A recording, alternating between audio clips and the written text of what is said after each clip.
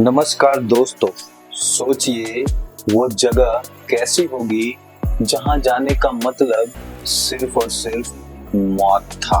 वो ऐसी जगह थी दोस्तों जहां से अगर कोई लौट कर भी आ जाए ना तो वो पूरी तरह से जिंदा नहीं होता था। जी हाँ, मैं बात कर रहा हूँ कुख्यात जेल काला पानी की। जरा सोचिए, अगर आपको बिना कोई जुर्म के उस जेल में भेज दिया जाए तो क्या आप वहां रहेंगे या आप क्या महसूस करेंगे? यहाँ पे गौर करने वाली बात यह है दोस्तों कि उस जेल में उसी को भेजा जाता था जो बिल्कुल निर्दोष होता था, जिसका जुर्म से कोई वास्ता नहीं होता था।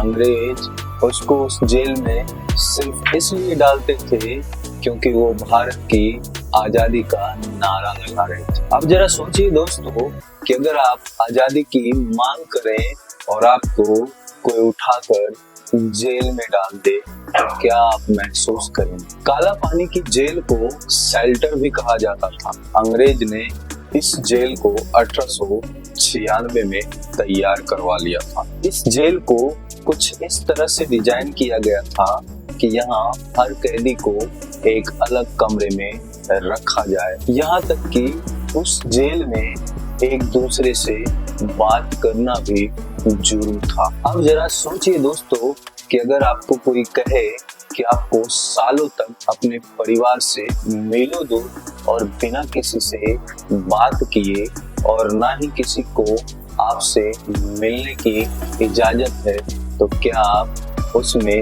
7 दिन भी रह पाएंगे क्या? दुनिया का एकमात्र ये ऐसा जेल था दोस्तों जिसमें गैंगस्टर और अपराधी को जेल में नहीं डाला जाता था, बल्कि जो भी आजादी के लिए नारे लगाते थे या फिर अंग्रेज सरकार के खिलाफ बातें करते थे, स्पेशली ये जेल उसके लिए बनाया गया था। इस जेल की कुछ खास बात थी दोस्तों। इस जेल की सबसे बड़ी खास बात यह थी दोस्तों कि इस जेल में सिर्फ और सिर्फ उसी को डाला जाता था जो कि क्रांतिकारी होते थे, जो कि स्वतंत्रता सेनानी होते थे। इस जेल में खाना बहुत ही कम मात्रा में दिया जाता था, यहाँ तक कि नमक भात दिया जाता था, सूखी रोटियां दिया जाता था, ताकि स्वतंत्रता सेनानी के जो जुबान पे आजादी के नारे आ रहे हैं वो जुबान से ही लौट जाए। मतलब ये कि उनको इस तरह से तोड़ दिया जाता था दोस्तों कि वो खुद से कुछ बोलने के लायक नहीं रहते थे। उनका सोचने का क्षमता को इतना तोड़ दिया जाता था कि वो अपने आप में फिर कुछ सोच ही नहीं सकते थे।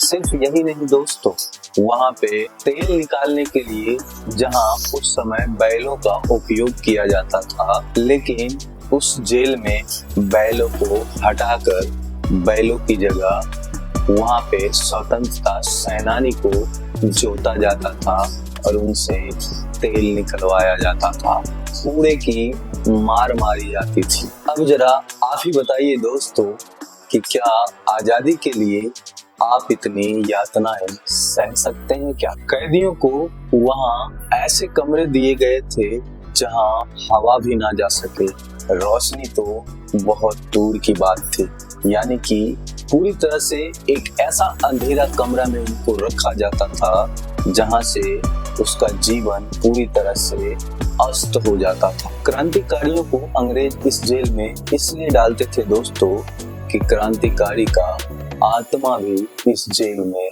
टूट जाए। यहाँ कई ऐसे कैदी थे दोस्तों जिनमें से कुछ तो पागल हो गए और कुछ ने इस जेल में रहने से अच्छा वो अपने मौत को गले लगाना अच्छा समझा और कई लोगों ने आत्महत्या कर लिया। इस जेल में कई कैदी ने तो हड़ताल करने की सोची और की भी, लेकिन इसी बीच कई कैदियों की भूख से मौत होने लगी, लेकिन फिर भी वहाँ की कैदियों ने हड़ताल को नहीं तोड़ा। हमारे देश के एक ऐसे ही स्वतंत्रता सेनानी हैं जिनको हम वीर सावरकर के नाम से जानते हैं।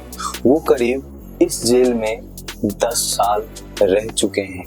उनको 10 साल की सजा सुनाई गई थी, जिसमें वीर सावरकर को इसी जेल में भेजा गया था। वीर सावरकर ने इन 10 सालों में वहां की दीवारों पर नुकीले कीलों से क्रांतिकारी योजनाएं लिखी और कई ऐसे देश के कहानियां लिखी जो कि आज भी उस जेल की दीवारों पर मौजूद।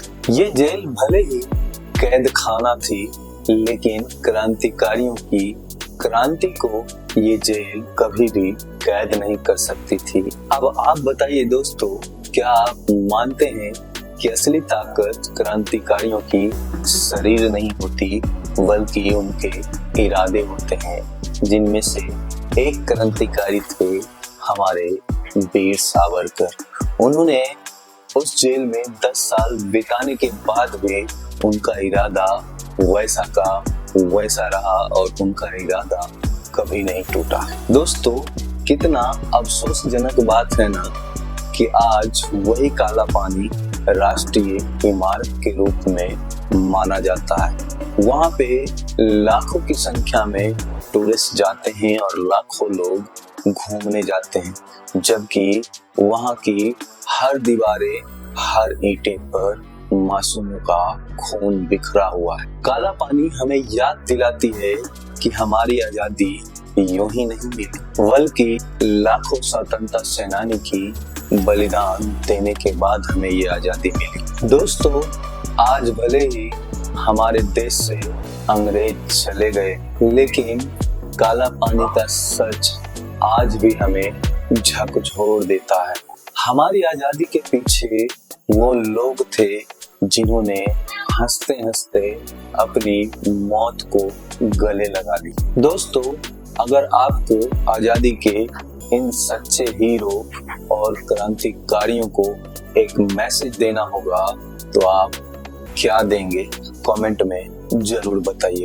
अपना जवाब लिखिएगा जरूर, क्योंकि आपका जवाब ही हमें एक सच्चा भारतीय बनाता है। दोस्तों, अगर हमारा वीडियो आपको अच्छा लगा हो तो हमारे चैनल एक्सप्लोर राहुल को जरूर सब्सक्राइब कीजिएगा। फिर मिलते हैं ऐसे ही रोमांचक कहानियां के साथ।